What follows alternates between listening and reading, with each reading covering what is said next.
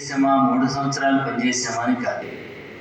పనిచేసిన కాలం ఒక చారిత్రాత్మకమైనటువంటి నేపథ్యంగా పనిచేసేటువంటి నైపుణ్యం కొద్దిమందికే అవుతుంది. మన ముందు ఈరోజు ఆశీలైనటువంటి శ్రీ నాగరాజు గారు, సూపరింటెండెంట్ ఆఫ్ పోలీస్, ఎస్పీగా డీజీపీ ఆఫీస్లో అడ్మిన్ రెస్పాన్సిబిలిటీ తీసుకొని పనిచేస్తున్నారు. చాలా సంవత్సరాలు వివిధ విభాగాల్లో పనిచేసి హైదరాబాద్లో ట్రాఫిక్ ఇన్స్పెక్టర్గా పనిచేసి ఇవాళ హైదరాబాద్ నగరంలో ట్రాఫిక్ సరళి మార్చడంలో తనదైన కీలక ముద్ర వేశారు నాగరాజు గారు. అక్కడి నుంచి మహబూబాబాద్ డిఎస్పీగా ఛార్జ్ తీసుకున్న తర్వాత ఎందుకు ఈ మాట చెబుతున్నానంటే, నేను నాగరాజు గారిని పొగడడం కోసం చెప్పట్లేదు. వారి నుంచి పొందాల్సిన ప్రేరణ, నువ్వు టీచర్గా పనిచేసినా, కండక్టర్గా పనిచేసినా, కలెక్టర్గా పనిచేసినా, డాక్టర్గా పనిచేసినా, నీ పనికాలం 10 కాలాల పాటు సమాజాన్ని ప్రభావితం చేయగలిగిన స్థితిలో పనిచేసినప్పుడే నీ ఉద్యోగానికి, నీ జీవితానికి సార్థకత ఉంటుంది. అలా పనిచేసినటువంటి వారు నాగరాజు గారు. ఈ జిల్లాలో మన ఆడబిడ్డలు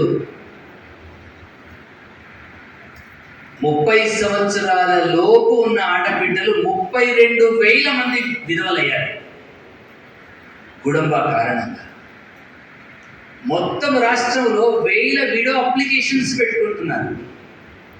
ఒక సామాజిక సమస్యకు నేను పరిష్కారాన్ని ఇవ్వకూడదని ఆలోచించాను. అప్పుడున్న కలెక్టర్ గారితో మాట్లాడి రాష్ట్రంలో ఒక చర్చ జరిగింది. టాస్క్ ఫోర్స్ సపరేట్ అయ్యేది. కానీ నాగరాజు గారు తీసుకున్న చొరవ ఉమ్మడి వరంగల్ జిల్లా, యావత్ తెలంగాణ ప్రాంతానికి ఒక ఆదర్శాన్ని ఇవ్వగలిగింది. గుడంబ నివారణ కోసం పోలీస్ డిపార్ట్మెంట్ మొత్తం ఉద్యుక్తమై గుడంబాని సమాధి చేసేటువంటి ప్రయత్నంలో సక్సెస్ కాగలిగారు.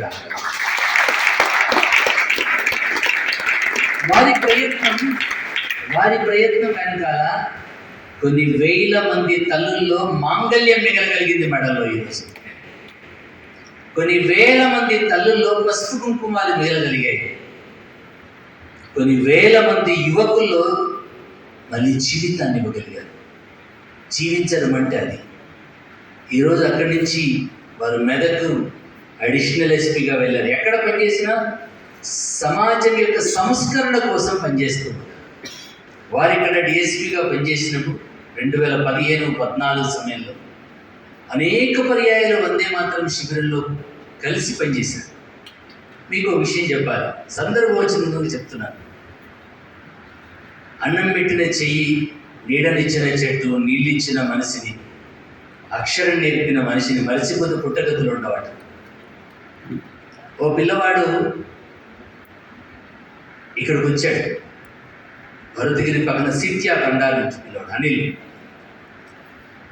ఇక్కడికి వచ్చిన తర్వాత అందశ్రీ గారు మాట్లాడుతూ, అందశ్రీ గారి మెడలో వేసిన దండ, వీడు బాగా రెస్పాండ్ అవుతున్నాడని చెప్పేసి, ఆన్సర్ బాగా చేస్తున్నాడు, యాక్టివ్గా ఉన్నాడని దండ వాడు మెడలో వేశాడు. అనిల్ బాగా ఏడిచ్చాడు. ఎందుకు ఏడుస్తున్నారు అంటే, సార్ నన్ను ఇంకో 6 నెలల్లో 3 నెలల్లో డాక్టర్ చచ్చిపోతాడన్నారు. నేను చచ్చిపోయిన తర్వాత మా ఇంటి వాళ్ళు బంధువులందరూ వచ్చి దావతి చేసుకుంటారని చెప్పి ముందే చేసుకున్నారు. బతికుండగా నా మెడలో దండేసారు సార్ నాకు ఈరోజు. ఎట్లా నేను 3 నెలలు చనిపోతానంటే, ఎందుకు చనిపోతావంటే వాడికి లివర్ డిసీజ్ ఉంది. ఆ లివర్ డిసీజ్ మీద అనేక మందిని కలిశాడు. ఏకంగా సీఎం గారి దగ్గరికి కూడా వెళ్ళి కలిశాడు. వాడు కలవని వ్యక్తి లేడు.